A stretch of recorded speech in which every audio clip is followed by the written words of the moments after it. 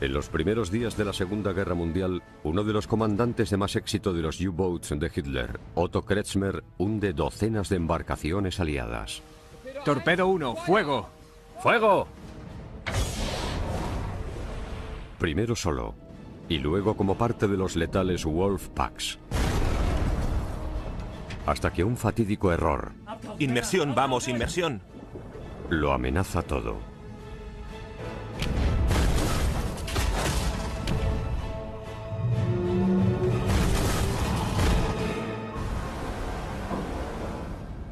En la Segunda Guerra Mundial, un arma submarina permite a los guerreros pelear por debajo de la superficie. Con astucia, fuerza y tenacidad, sus enemigos contraatacan. Es una apuesta desesperada, revolucionaria y en ocasiones primitiva, para cambiar el curso de la guerra. Sus historias son leyenda. Segunda Guerra Mundial. Infierno bajo el mar. La manada de lobos. 8 de julio de 1940. Torpedo 1, fuego. ¡Fuego! El U-99, un U-Boat nazi, ha hundido un buque mercante aliado al sur de Irlanda. ¡Destructor! Pero un destructor británico les persigue. Cuando atacas a tu enemigo, tú eres el cazador. Inmersión. ¡Inmersión! Pero en cuanto te atacan sus escoltas, te conviertes en la presa. Vamos, vamos. La tripulación del U-99 realiza una inmersión para escapar.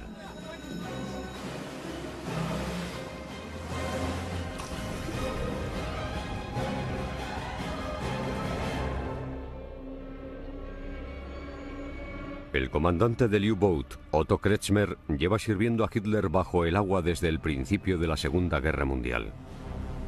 Acaba de hundir su 12º barco en 10 meses y se ha ganado la reputación de ser el mejor lanzador de torpedos de la Marina alemana. Demuestra ser despiadadamente eficaz. Su lema es: un torpedo, un barco. Otto Kretschmer no era un comandante submarino convencional. Era parte de un grupo elitista que causó gran parte de los daños. No solo estaba muy cualificado y le gustaba lo que hacía, también era frío como el acero.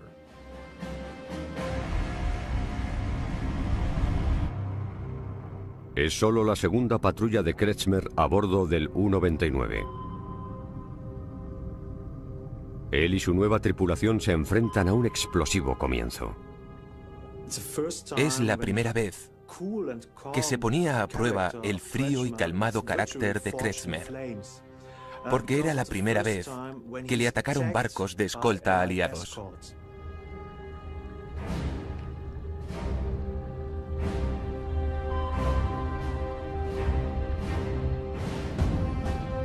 El buque de guerra que persigue a Kretschmer es una de las nuevas corbetas clase Flower. Mide 62,5 metros con un desplazamiento de 940 toneladas. Ha pasado de usarse en la industria ballenera a cazar submarinos.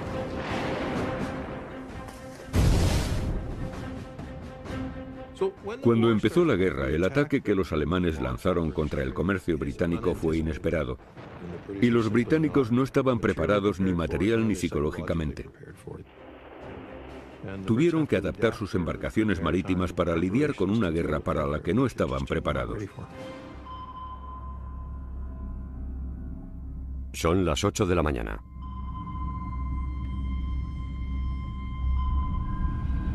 La corbeta clase Flower lanza bombas submarinas llamadas cargas de profundidad.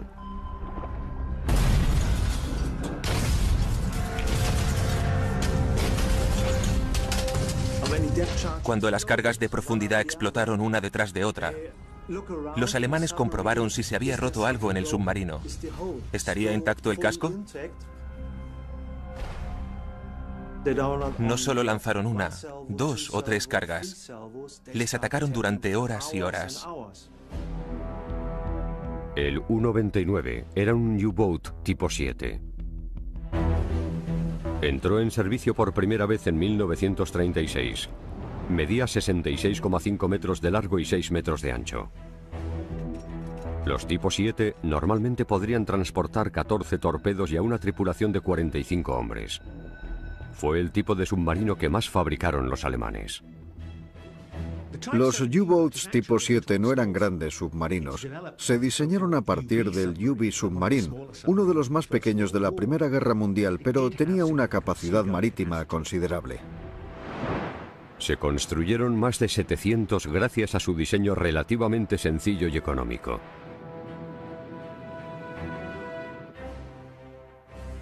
El hombre que pone en marcha los U-Boats es Karl Donitz, el cerebro de Hitler con respecto a los submarinos.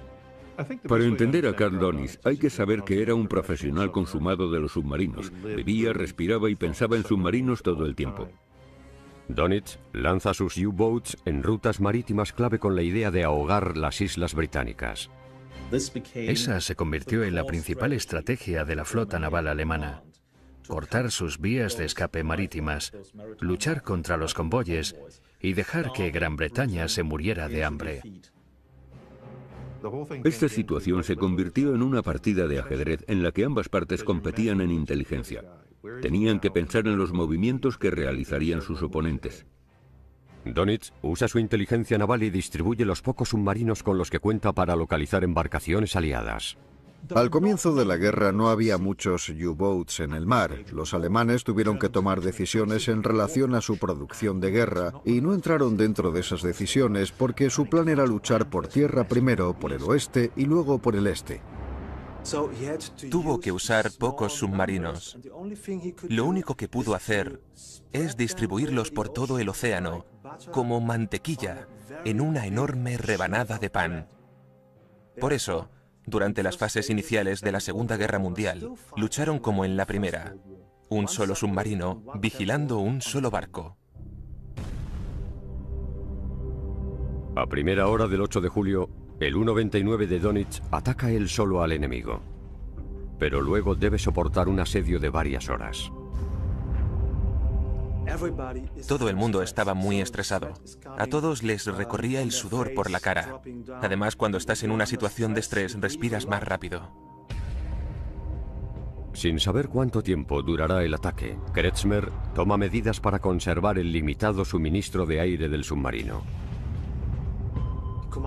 El comandante necesitaba conservar el oxígeno, por lo que ordenó a todos que se tumbaran en el suelo a dormir.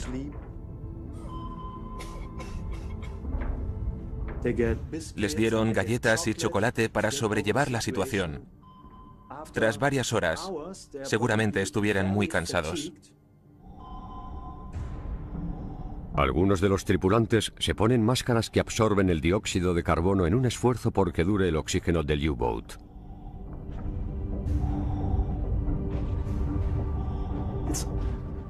Es casi imposible imaginar lo que sintieron esas personas en ese momento.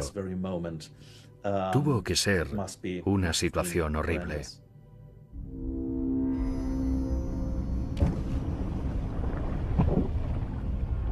Pero tras la explosión de otra carga de profundidad, el hombre al mando del U-Boat sigue sin inmutarse. Kretschmer estaba muy tranquilo, sentado leyendo una novela policíaca. Kassel, el hombre encargado de la hidroacústica, le miró y pensó: ¡qué gran hombre! Nos están atacando, pero él está ahí sentado leyendo una novela.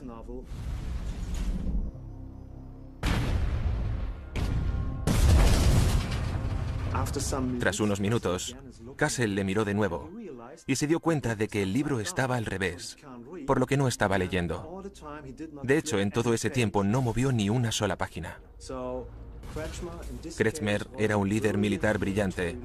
Si él podía sentarse tranquilamente a leer, tú también podías estar tranquilo.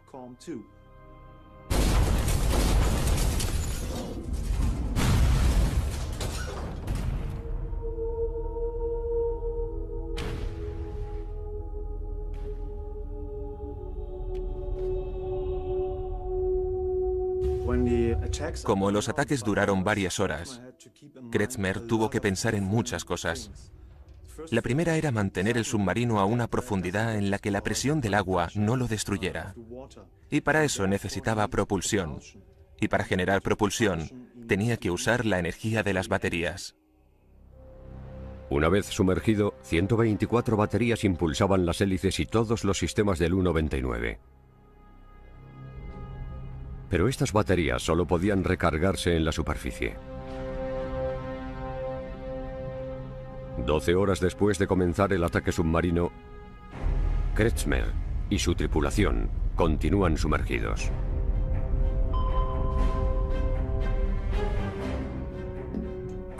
El ingeniero le dijo a Kretsmer que se estaban quedando sin batería.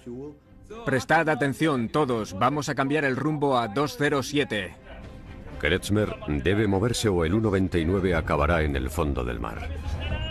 Si esperaban a que las baterías se descargasen del todo, no tendrían ninguna opción de sobrevivir.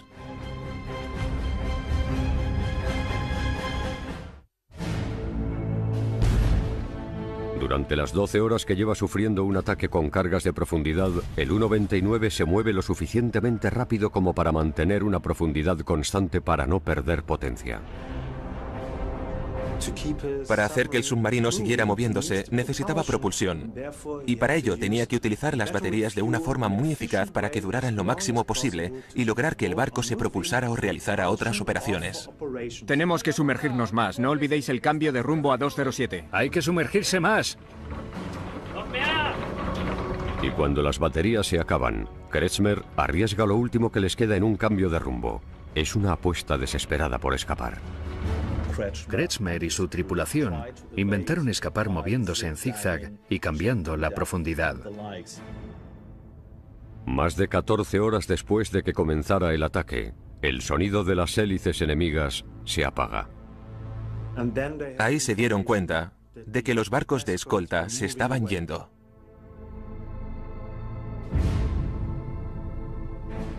El U-99 había sobrevivido a 127 cargas de profundidad.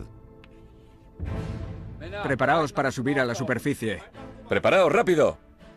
El nivel de las baterías estaba muy bajo y el oxígeno casi se había acabado. Por eso tenían que salir a la superficie.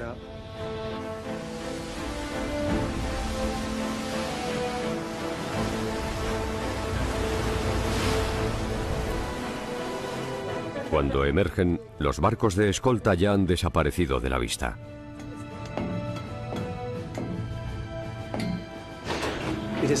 Se dice que el aire era de un color amarillo verdoso. El autor de una famosa novela sobre Kretsmer lo explica como si la muerte saliera en ese momento del submarino. Kretsmer fue el primer comandante de un submarino en experimentar un ataque tan largo con cargas de profundidad. Tuvo mucha suerte de que los barcos de escolta se fueran.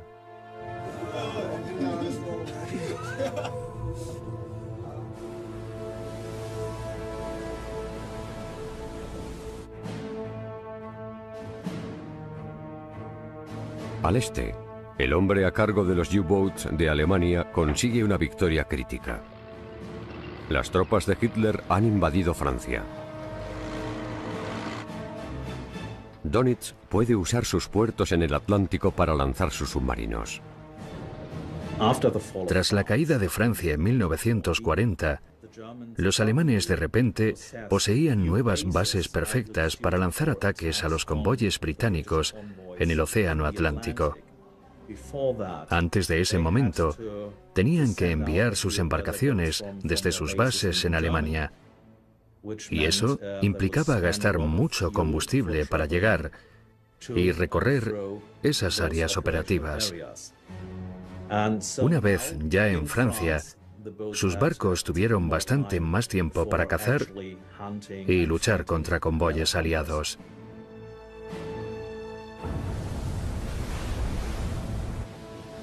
El 13 de octubre de 1940, Dönitz lanza al océano un U-99 desde Lorient, Francia. Inteligencia se ha enterado de que 34 barcos enemigos transportan madera, acero y otros materiales de guerra en un convoy de Canadá a Gran Bretaña. Un convoy es un conjunto de embarcaciones que navegan juntas escoltadas por varios buques de guerra. Quizá penséis que tener muchos barcos juntos es jugárselo todo a una carta, pero como el mar es tan grande, aunque concentres una gran cantidad de embarcaciones, es muy difícil que el enemigo pueda encontrarlos, y cuando los encuentran se topa con que vienen acompañados por buques de guerra, por lo que es muy difícil atacarlos. Kretschmer y su tripulación se apresuran al noroeste en busca del convoy SC-7. Todas las rutas de los convoyes tienen su propia denominación. HX era Halifax. SC significaba convoy lento para las embarcaciones más lentas cuando empezó a haberlas. Todas significaban algo y eso ayudaba a los convoyes a dividirse. Dönitz destina más U-boats para que se unan a Kretschmer en la búsqueda de ese convoy. Es una de las primeras movilizaciones de un Wolfpack, una táctica que los submarinos de Hitler harían famosa. La esencia de la Rudeltaktik, la táctica de las manadas de lobos, era juntar varios submarinos para luchar contra un convoy. El control del Wolfpack se lleva a cabo desde tierra, desde el cuartel general de Dönitz. Usaba una pizarra enorme con imanes y submarinos. Hay que pensarlo como si fuera una enorme red de submarinos a una distancia lo suficientemente grande como para no tapar visibilidad los unos a los otros, desplegados de forma perpendicular a la línea de avance que creían que tendría el convoy. La idea era simplemente usarlos como una especie de trampa de la que sus enemigos no pudieran salir.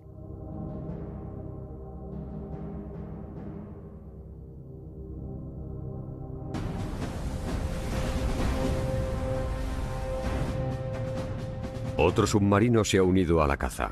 Es un U-100.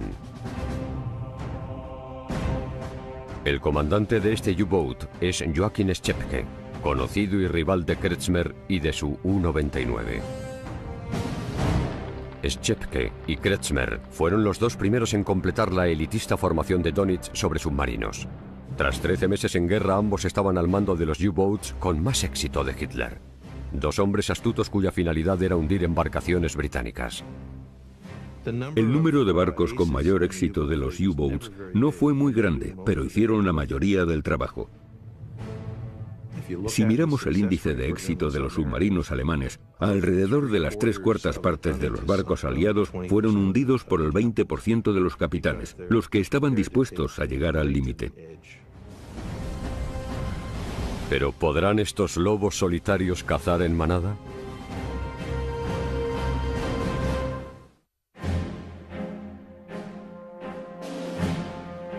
En el otoño de 1940 comienza una nueva era para la guerra submarina. El almirante Karl Dönitz cuenta con dos de sus mejores hombres, Schepke y Kretschmer, para poner en práctica su nueva táctica, el Wolfpack. Alemania solo tiene 27 submarinos operativos. Casi un tercio de la flota activa de Dönitz está en peligro. Su objetivo estratégico era que cada U-boat hundiera un barco al día. Era una estrategia muy lógica, posiblemente la única que tenían, pero eso implicaba hundir barcos enemigos. Tenían que destrozar su capacidad de carga.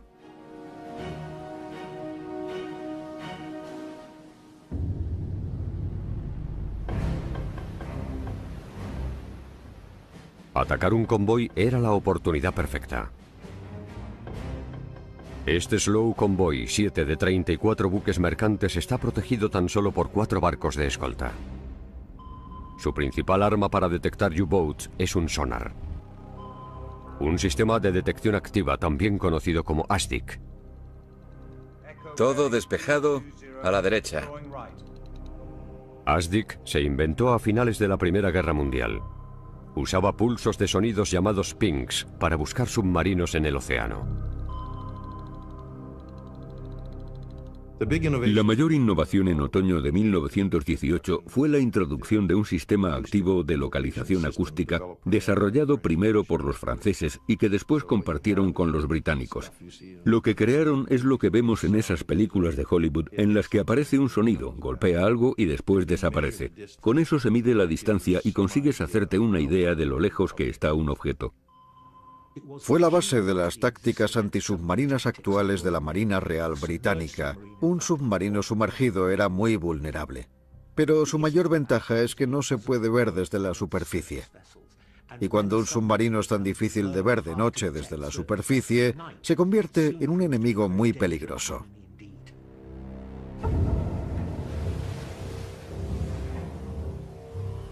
Tras interceptar el SC-7, Kretschmer y el resto del Wolfpack se acercan a él. Después, en la oscuridad de la noche, se daba la orden en el momento justo y ya podían atacar. Entonces entraba en escena la manada. Había mucho en juego. No solo era importante hundir los barcos, también crear un efecto de choque y demostrar a los británicos que podían hundirles sus barcos cuando quisieran. Schepke y los demás comandantes se preparan para disparar al convoy desde fuera. Llevábamos mucho tiempo esperando esto. Pero Kretschmer tenía su propio plan. ¿A cuánta distancia está? 1000 metros. A las 10 de la mañana, el U-99 se escabulle entre los barcos de escolta para tender una emboscada al enemigo donde menos se lo esperan. Kretschmer tenía un instinto asesino y era muy perfeccionista, por lo que encontró la manera de escabullirse estando aún en la superficie y meterse dentro del convoy. Tuvo mucha sangre fría para meterse ahí y después comenzó a lanzar torpedos a los buques mercantes. Cargad los torpedos 2 y 4. Cargad el 2 y el 4.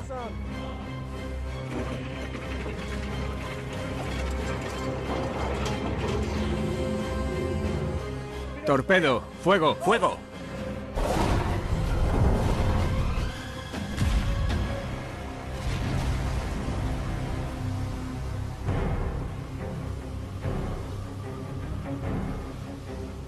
Se dieron cuenta de que les estaban atacando cuando se produjo la primera explosión en un buque y las llamas empezaron a extenderse. Ahí es cuando los barcos de escolta tuvieron que reaccionar. Los aliados se centran en el perímetro del convoy, que es donde suelen colocarse los U-boats.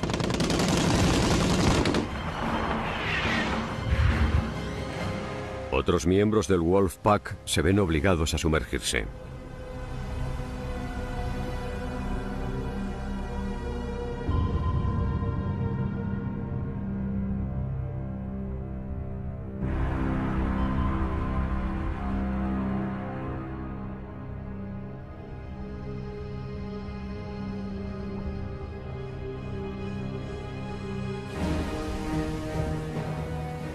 Pero dentro del convoy, Kretschmer sigue con el ataque. Torpedos 1 y 2, fuego. 1 y 2, fuego.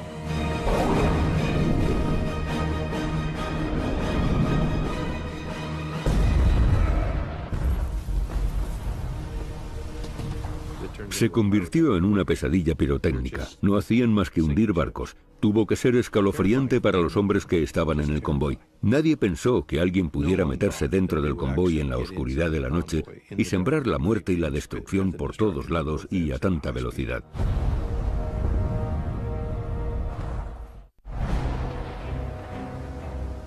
A primera hora del día 19 de octubre, el U-99 disparó el último de sus 14 torpedos.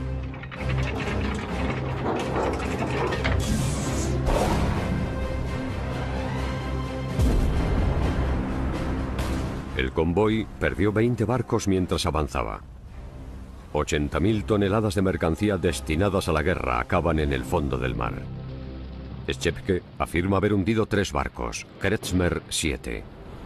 Muchos más que cualquier otro comandante en una de las primeras ofensivas de los Wolfpacks alemanes. Fue una forma totalmente innovadora de usar los submarinos y los británicos no estaban preparados para algo así. Una vez que el Wolfpack avistaba un convoy, se desataba el caos para los aliados. Me voy para adentro.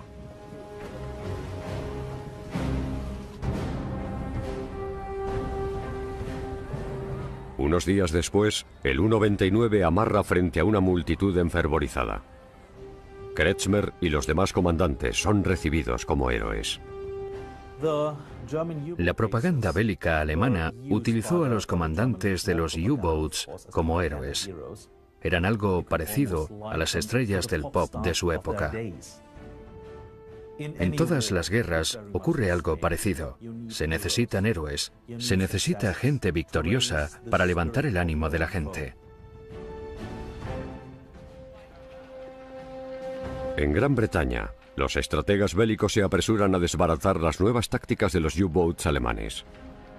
El Imperio Británico es un imperio marítimo que depende del envío de mercancías por mar. Eso es una ventaja porque significa que Gran Bretaña debe recibir mercancías de todo el mundo, pero por otro lado, implica que debe controlar el mar. La Marina Real manda los buques de guerra que hasta entonces protegían las costas británicas al Océano Atlántico para proteger a los convoyes. No podía permitir que el enemigo le quitara su uso del mar. Los británicos están trabajando para aplicar una nueva tecnología denominada radar, ondas de radio para detectar aviones enemigos en el mar. Mientras realizaban esta modificación, Gran Bretaña estaba siendo bombardeada. Estaban destrozando los puertos desde el aire. El Blitz lanzaba sus ofensivas. Fue un periodo muy complicado para Gran Bretaña.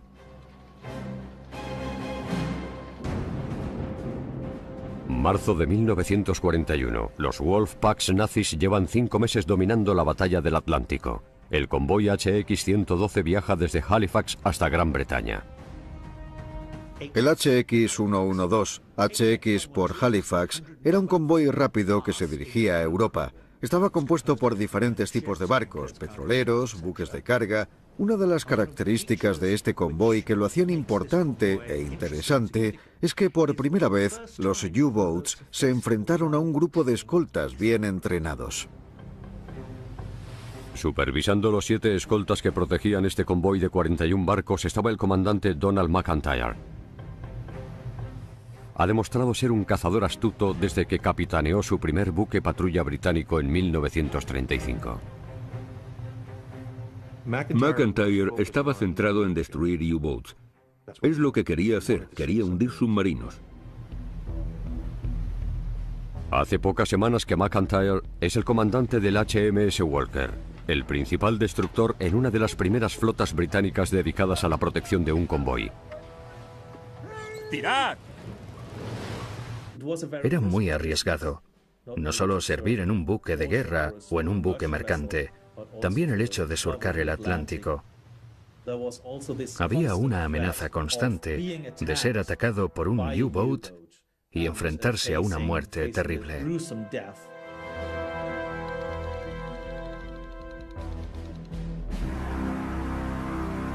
A 240 kilómetros al sur de Irlanda, McIntyre se enfrenta al primer ataque contra el convoy HX-112. Un U-boat destroza uno de los preciados petroleros del convoy. Un combustible esencial para los británicos se quema en el océano. Los petroleros siempre son blancos muy espectaculares, porque provocan grandes llamaradas, y este no fue una excepción. Eso afectó mucho a McIntyre, quien dijo que la explosión era una visión muy deprimente. Los ataques de los U-boats eran cada vez más efectivos.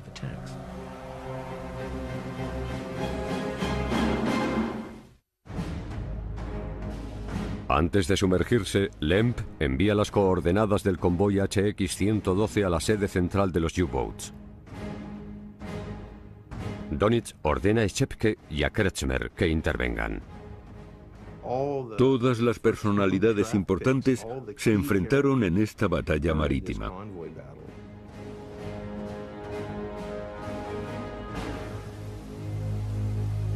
Pero uno de los escoltas del convoy cuenta con una nueva herramienta diseñada para dar al traste con la táctica de los U-boats. En la flota de guerra de McIntyre se encuentra el HMS Bannock, una embarcación dotada de radar. Una tecnología que permitía a los barcos localizar los submarinos. El Bannock fue uno de los primeros destructores equipados con un sistema de radar. Era algo totalmente nuevo y una nueva amenaza para los U-boats. Ahora los podían descubrir por la noche desde la superficie. Sin saber de este avance fundamental, los principales comandantes alemanes se preparan para atacar. Habían tenido éxito contra convoyes mal protegidos. Ahora las tornas estaban a punto de cambiar, pero ellos aún no lo sabían. 16 de marzo de 1941. Tras localizar el convoy, Kretschmer planea deslizarse entre el HX-112. El comandante del U-99 echa un vistazo a través de la niebla con unos prismáticos creados especialmente para un as como él. Al ser un comandante de submarinos tan importante, Kretschmer usaba unos prismáticos de mayor calidad que los de los otros capitanes. Estos le permitían, sobre todo de noche, ver barcos en la superficie con mayor precisión. Tenerlos era muy importante para Kretschmer y su imagen personal. Kretschmer tiene que usarlos para evitar un choque accidental con un barco enemigo. La zona norte del Atlántico no era un lugar nada acogedor ese marzo, y además con niebla y llovizna le iba a ser muy difícil atacar. Pero a Kretschmer le gustaba asumir riesgos, quería introducirse en el convoy. Esa era su táctica, adentrarse en el convoy y destruirlo todo. Eso intentó a pesar de las condiciones meteorológicas. A las 10 de la mañana, el U-99 navega a través de la niebla para infiltrarse en líneas enemigas donde ningún barco de escolta esperaba encontrar un submarino nazi. Todos al puesto de combate. ¡Todos al puesto de combate! Evitando la detección submarina y amparados en la oscuridad de la noche, Kretschmer y su tripulación se preparan para atacar. Torpedo 1, fuego. ¡Fuego!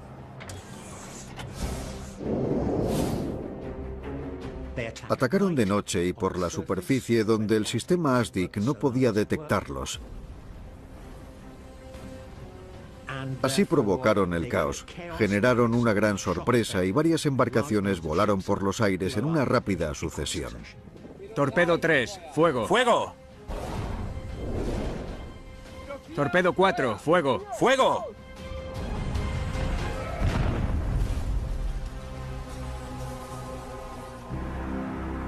A bordo del principal barco de escolta británico, McIntyre analiza el perímetro del U-Boat que está devastando sus barcos. Si el escolta ve el submarino, podría atacar a toda la manada. Podría expulsarlo y quizá lograr sufrir pocas bajas durante la noche. Pero a la 1 de la tarde detectan otro submarino. McIntyre ve a Schepke en su posición habitual fuera del convoy. El destructor británico se acerca a su objetivo a 63 kilómetros por hora. Podemos hacerlo. No podrán atacarnos desde tan atrás. Es casi el doble de velocidad de la que puede alcanzar el U-100. ¡Alarma! ¡Alarma! ¡Todos a sus puestos! ¡Vamos, vamos, vamos! ¡Moveos! ¡Moveos!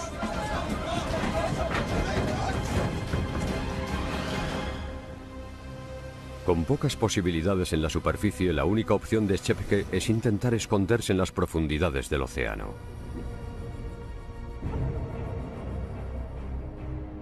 En una situación de guerra así, no puedes pasarte horas y horas para decidir qué hacer. Por eso, enseguida tomó la decisión de sumergirse para evitar el ataque del destructor.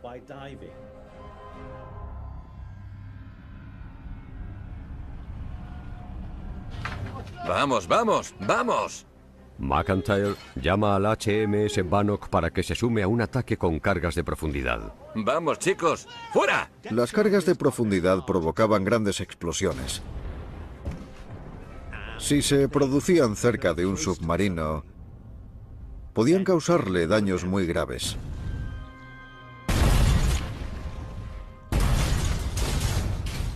Que se cayera todo lo que había en las paredes, que entrara agua, que los controles y las bombillas estallasen. Eso podía provocar todo tipo de daños. ¡Una fuga! ¡Tenemos una fuga!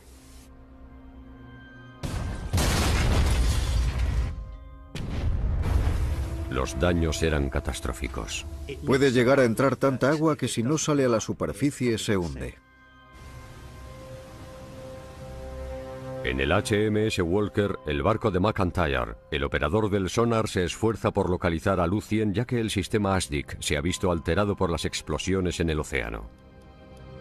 El mar es un entorno muy complicado, y más cuando lanzas cargas de profundidad. Es muy difícil distinguir las cargas de profundidad de un submarino. Otro problema al que se enfrentaba el sistema ASDIC es que este está en la zona delantera del barco y las armas se disparan desde la zona de atrás. Eso significa que cuando atacas a un submarino hay un espacio entre el punto en el que has perdido el contacto y el punto en el que has lanzado la carga, y debes modificar el objetivo. Muy cerca, el HMS Bannock usa el radar de primera generación para buscar el U-100 en caso de que suba a la superficie. Esta nueva tecnología podría localizar el objetivo, pero su aplicación es limitada. El primer radar que entró en servicio fue el tipo 286, que es un radar de 1,5 metros atado a la cabecera de la embarcación. El problema era que el objetivo tenía que estar enfrente, no podías girar las antenas, tenías que estar señalando al otro barco. Poco después de las 3 de la tarde, Schepke emerge a casi 1 kilómetro de los barcos de escolta pensando que puede reparar la fuga y huir de forma segura. Pero un giro inesperado Objetivo enfrente. le coloca justo enfrente del primer sistema de radar, por lo que pueden localizarle. Si hubiera estado un poco más a la izquierda o a la derecha, es probable que el 286 no lo hubiera detectado. El Bannock se lanza a por él. El comandante decide embestir el U-Boat. Tranquilos, no podrán hacerlo, nos pondremos detrás de ellos.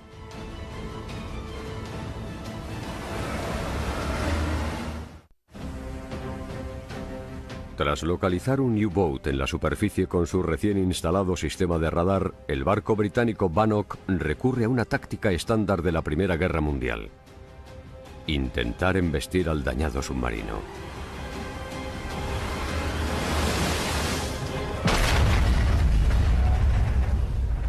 El destructor golpeó el U-Boat, el U-100, destrozando el denominado castillo del barco nazi. Schepke se quedó aplastado con las piernas entre la cubierta y el periscopio hasta que se hundió en el agua y murió. El U-Boat se hundió.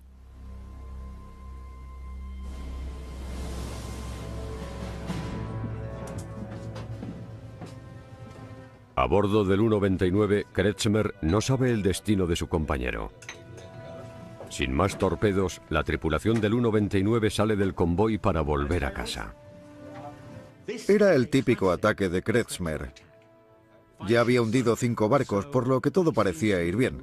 Pero los escoltas, con una buena formación, habían entrado en juego e intentaron llevar a cabo una búsqueda sistemática del U-99. Mientras el U-99 se retira, el vigilante de Kretschmer ve el destructor de McIntyre. ¡Destructor! ¡Alarma! ¡Alarma! En un ataque de pánico, el tripulante cree que les han descubierto. ¡Hay que sumergirse! Rápido, todo el mundo a la parte delantera. Tras la alerta del vigilante, el submarino se sumerge. Cuando vio el destructor tan cerca, pensó que le habrían visto desde esa embarcación, por lo que tomó la rápida decisión de evitar un ataque sumergiendo el submarino. Los vigilantes de McIntyre no sabían que el U-99 estaba allí. Pero cuando el submarino se sumergió, apareció de repente en el sonar del destructor. Lo estaban escuchando todo el tiempo. Era una persecución letal parecida al juego del ratón y el gato. El submarino emitía una señal que indicaba que se estaba alejando, hasta que la baliza del sonar cambió de posición y pudieron localizar la ubicación exacta del submarino. Nuevo contacto. Distancia 360 metros. Cuando lo has localizado con ASDIC, ya puedes atacarlo con cargas de profundidad. La tripulación de McIntyre lanza sus bombas submarinas. ¡Vamos, vamos! Es una apuesta arriesgada para hundir el submarino.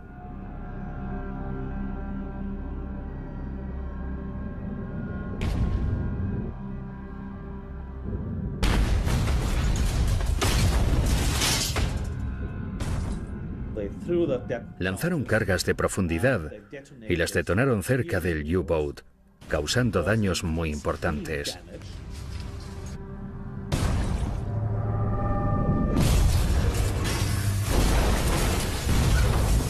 ¿Está todo bien? ¿Todos bien? Sí. Con los controles estropeados y el equipo y los instrumentos hechos añicos, Kretschmer y su tripulación se sumergen aún más, hacia el fondo marino, en un submarino gravemente dañado.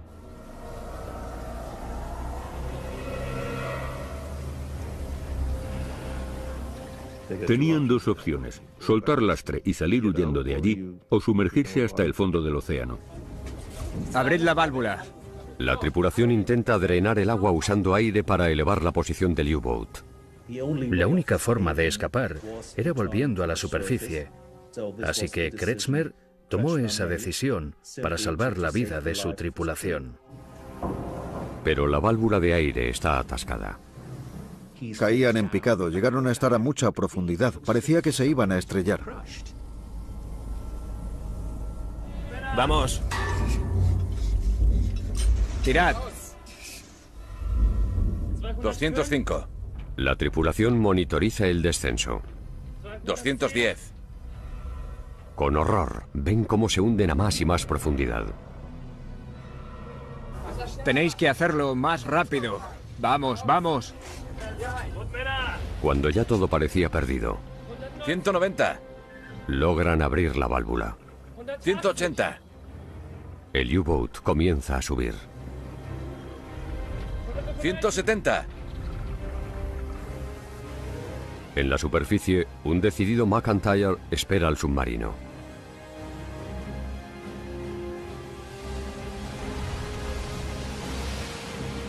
En cuanto ascendieron, empezaron a dispararles.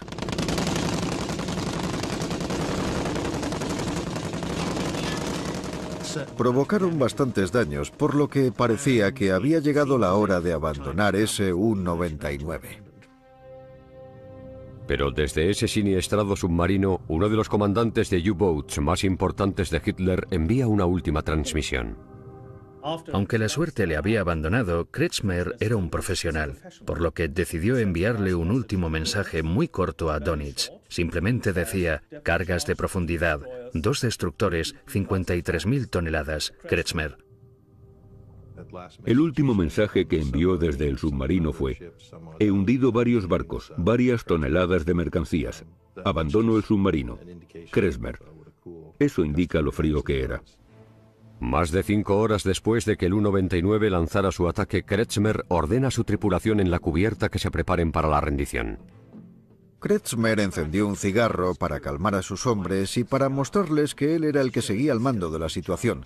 Hizo una señal a los británicos para que se llevaran a toda su tripulación. Y los británicos lo hicieron. Una vez que el submarino quedó inutilizado, ya estaba el trabajo hecho. Kretschmer es el último en subir a bordo del destructor británico. McIntyre se queda con sus preciados prismáticos como trofeo. Trataron muy bien a Kretschmer a bordo del HMS Walker. Jugaba al bridge, bebía whisky. Estaban muy contentos por haber capturado a alguien tan importante. Kretschmer pasó el resto de la guerra como prisionero de los aliados. La batalla contra el convoy HX-112 le costó a Dönitz 2 de sus mejores submarinos. Cuando Kretschmer y Schepke cayeron en marzo de 1941, fue algo catastrófico para las relaciones públicas de Alemania. Habían gritado a los 4 vientos los éxitos de estos héroes y de repente ya no contaban con ninguno de los dos. La otra cara de la moneda es que los británicos quedaron como grandes asesinos por haberlos destronado. Lo más trágico es que los perdieron en un espacio muy corto de tiempo, pero aún tenían muchos tripulantes de submarinos jóvenes y muy capacitados. La flota de submarinos alemanes no estaba acabada ni mucho menos. Esto fue solo el principio.